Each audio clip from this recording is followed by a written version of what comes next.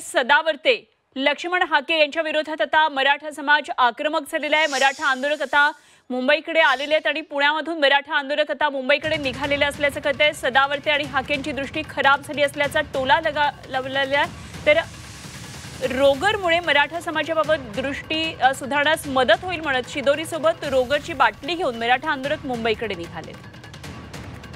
यातून लाखो लोकांचा जेवणाचा शिदा घेऊन जात असताना आम्ही खरं तर सदावर्तेंची आणि हाकेंची पण भरपूर काळजी घेण्याचा प्रयत्न केला। खरं तर सदावर्तेंची जी दृष्टी खराब झाली आहे त्यांचे डोळे दुरुस्त करण्यासाठी खेड तालुक्याच्या वतीने ही रोगरची बाटली घेऊन चाललोय।